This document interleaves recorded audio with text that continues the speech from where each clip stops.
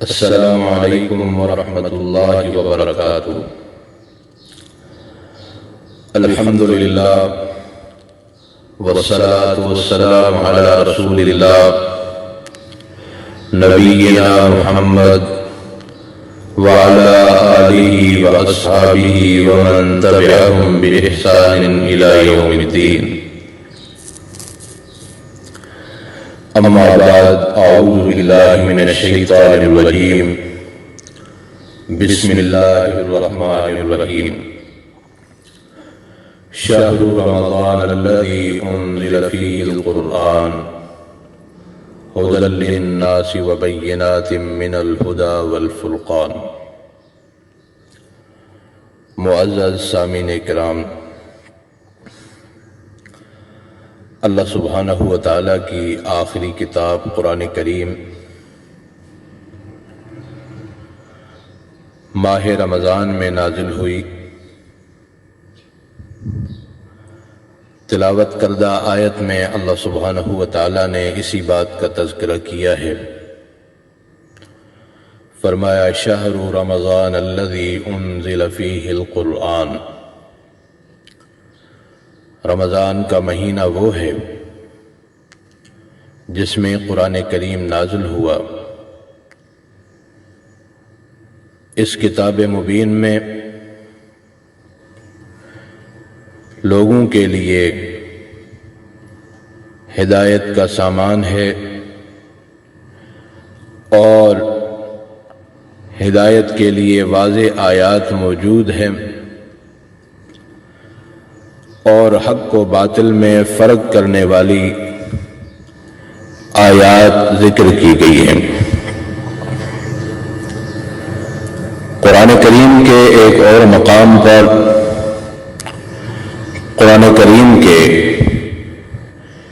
شب قدر میں نزول کا ذکر ہے۔ فرمایا انا انزلناہ فی لیلۃ القدر، ہم نے اس قرآن کریم کو شب قدر میں نازل کیا۔ ان آیات سے یہ بات واضح ہوتی ہے کہ رمضان المبارک کا اور قرآن کریم کا باہمی گہرا تعلق ہے۔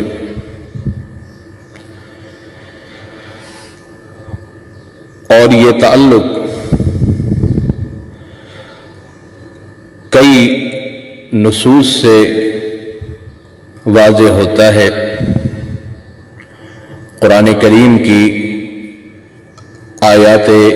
بینات کا غور اور تدبر کے ساتھ تلاوت کرنا یہ مطلوب اور مستحسن امر ہے۔ رسول اللہ صلی اللہ علیہ وسلم کا صحیح مسلم میں فرمان ہے، مجتمع قوم فی بیت من بیوت اللہ یتلون کتاب اللہ ویتدارسون بینہم، کہ جو لوگ اللہ کے گھروں میں سے کسی گھر میں اکٹھے ہوتے ہیں، یتلون کتاب اللہ ویتدارسون بینہم، وہاں بیٹھ کر وہ کتاب اللہ کی تلاوت کرتے ہیں اور ایک دوسرے کو قرآن کریم کے معانی اور مفاہیم کا درس دیتے ہیں، ایسے لوگوں پر اللہ سبحانہ و تعالی اطمینان اور سکون کی کیفیت کو نازل کرتا ہے اور اللہ سبحانہ و تعالی کی خاص رحمت ان پر نازل کی جاتی ہے اور اللہ سبحانہ و تعالی کے فرشتے اس جماعت کو گھیر لیتے ہیں اور اللہ سبحانہ و تعالی اپنے پاس مقرب فرشتوں کے سامنے ان لوگوں کا تذکرہ فرماتے ہیں۔ رسول اکرم صلی اللہ علیہ وسلم کے رمضان کے معمولات کو بیان کرتے ہوئے سیدنا عبداللہ بن عباس رضی اللہ تعالی عنہ فرماتے ہیں کان رسول اللہ صلی اللہ علیہ وسلم اجود الناس، کہ رسول اکرم صلی اللہ علیہ وسلم لوگوں میں سب سے زیادہ سخی تھے۔ وَكَانَ أَجْوَدُ مَا يَكُونُ فِي رَمَضَانَ، اور رسول اکرم صلی اللہ علیہ وسلم سب سے زیادہ سخاوت رمضان کے مہینے میں کرتے، جب جبریل امین آپ کی ملاقات کے لیے تشریف لاتے۔ سیدنا عبداللہ بن عباس فرماتے ہیں وَكَانَ يَلْقَاهُ فِي كُلِّ لَيْلَةٍ مِّن رَمَضَانَ، سیدنا جبریل امین علیہ السلام رسول اکرم صلی اللہ علیہ وسلم کی ملاقات کے لیے رمضان میں رات کے وقت تشریف لاتے، پھر آپ کا پورا مہینہ معمول ہوتا فَيُدَارِسُهُ الْقُرْآنَ، رسول اکرم صلی اللہ علیہ وسلم جبریل امین کو قرآن کریم کی تلاوت سنایا کرتے۔ سلف صالحین کی سیرت کو دیکھا جائے تو امام مالک کے بارے میں سیرت نگاروں نے اس بات کا ذکر کیا ہے کہ جب رمضان المبارک کا مہینہ شروع ہوتا تو امام مالک رحمہ اللہ درس و تدریس کی اور حدیث کی مشغولیت کو ترک فرما دیتے، قرآن کریم کی تلاوت شروع ہو جاتی اور امام مالک رحمہ اللہ قرآن کریم کے معانی اور مفاہیم کا گہرائی سے مطالعہ شروع کر دیتے۔ قرآن کریم اور ماہ رمضان کا اس طرح سے بھی اشتراک نظر آتا ہے کہ یہ دونوں انسانی اخلاق کی اقداری حیثیت کو بہت زیادہ بلند کرنے والی چیزیں ہیں۔ انسان کے نفس میں پاک دامنی اور تزکیہ کا ایک ماحول بن جاتا ہے۔ قرآن کریم میں اللہ سبحانہ و تعالیٰ نے روزے کی فضیلت کا ذکر کیا، فرمایا یا ایھا الذین آمنوا کتب علیکم الصیام، اے لوگو جو ایمان لائے ہو تم پر روزے فرض کر دیے گئے، کما کتب علی الذین من قبلکم، جس طرح سابقہ امتوں پر روزے فرض تھے، لعلکم تتقون، تاکہ تم متقی بنو۔ تقوی انسان کے اندر نفس کی پاکی اور اخلاقی اقدار کے سدھار کا باعث ہے۔ قرآن کریم کا تعارف کراتے ہوئے قرآن کریم میں اللہ سبحانہ و تعالیٰ کا فرمان ہے ذَلِكَ الْكِتَابُ لَا رَيْبَ فِيهِ ہدی للمتقین، کہ یہ کتاب قرآن کریم اللہ سبحانہ و تعالیٰ کی جانب سے منزل ہونے میں کوئی شک نہیں، اور یہ ہدایت کا سامان ہے پرہیزگاروں کے لیے۔ رسول اکرم صلی اللہ علیہ وسلم کے اس معمول کو دیکھا جائے تو اس سے بھی اس بات کی تائید ہوتی ہے کہ رمضان المبارک انسان کے تزکیے میں اضافے کا موجب اور باعث ہے۔ سیدنا عبداللہ ابن عباس رضی اللہ عنہما کا فرمان، آپ فرماتے ہیں وَكَانَ أَجْوَدُ مَا يَكُونُ فِي رمضان، کہ رسول اکرم صلی اللہ علیہ وسلم عام دنوں سے بڑھ کر سخاوت کرتے جب رمضان المبارک کا مہینہ ہوتا، جس سے پتہ چلتا ہے کہ روزے سے، ماہ رمضان سے انسان کی اعمال صالحہ میں رغبت بڑھ جاتی ہے۔ روزہ اور اللہ سبحانہ و تعالیٰ کا ذکر جو قرآن کریم کی صورت میں ہے، انسان میں خشیت، عفت اور پاک دامنی کا جذبہ بیدار کرتا ہے۔ سورۃ الاحزاب میں اللہ سبحانہ و تعالیٰ نے مسلمانوں کی، مومنوں کی متعدد صفات کا ذکر کیا۔ ان صفات کا ذکر کرتے ہوئے فرمایا والصائمین والصائمات والحافظین فروجہم والحافظات والذاکرین اللہ کثیرا والذاکرات اعد اللہ لہم مغفرۃ واجرا عظیما، کہ روزہ رکھنے والے مرد اور روزے دار خواتین، اپنی عفت کی حفاظت کرنے والے مرد اور اپنی عفت اور پاک دامنی کی حفاظت کرنے والی مومنہ مسلمہ خواتین، اور اللہ سبحانہ و تعالیٰ کا کثرت سے ذکر کرنے والے مرد اور خواتین، اللہ سبحانہ و تعالیٰ نے ان تمام لوگوں کے لیے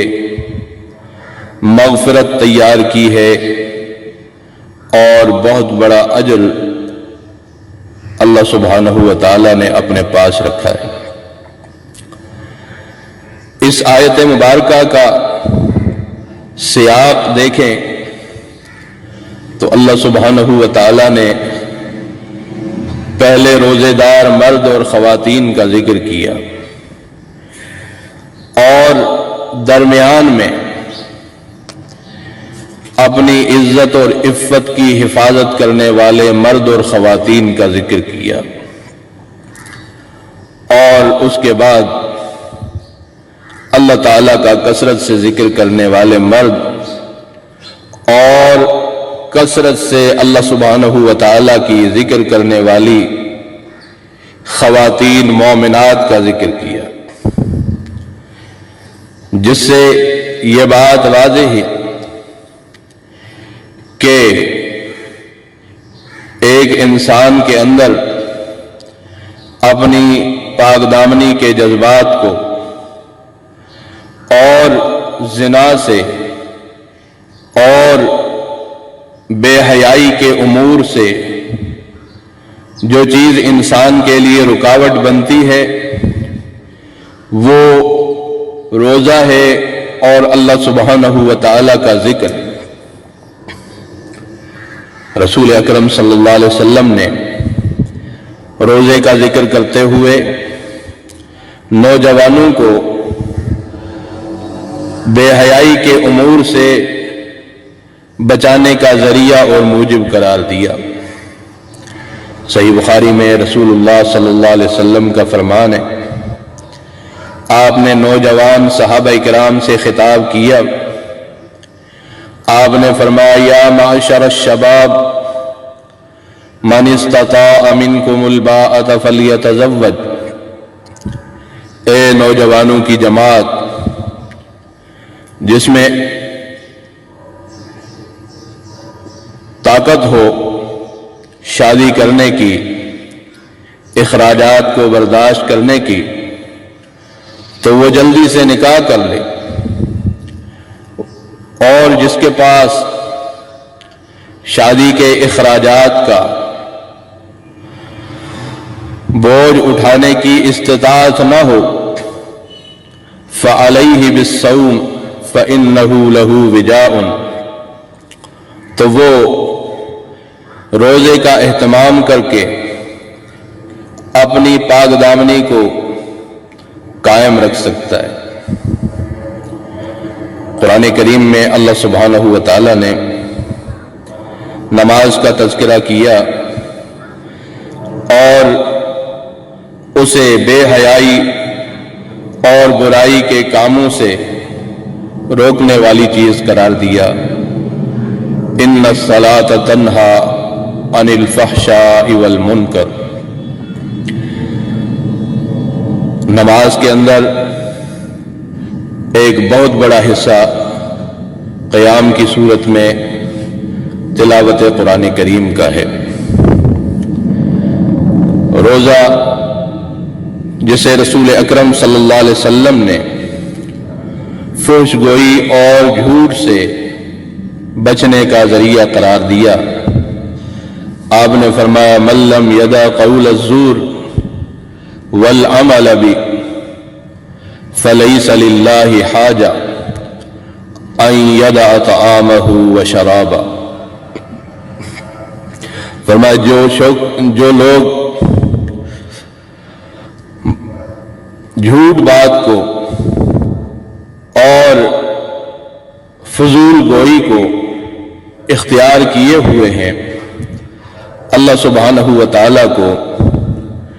ایسے لوگوں کی کوئی ضرورت نہیں کہ وہ کھانا پینا ترک کر دیں۔ قرآن کریم اور رمضان المبارک کی ایک موافقت اور مناسبت قیامت کے روز اللہ سبحانہ و تعالیٰ کے پاس شفاعت کی صورت میں ہے۔ مسند احمد کی عبداللہ بن عمر رضی اللہ تعالی عنہما سے روایت ہے کہ رسول اکرم صلی اللہ علیہ وسلم نے ارشاد فرمایا الصیام والقرآن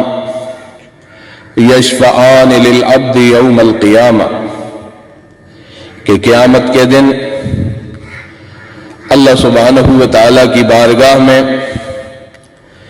دو اعمال پیش ہوں گے، ایک طرف رمضان المبارک کے روزے ہیں یا نفلی روزے ہیں، دوسری جانب قرآن کریم ہے۔ روزہ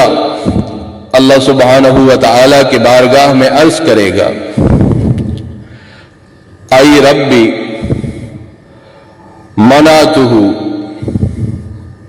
اے میرے پروردگار میں نے اس کو دن کے وقت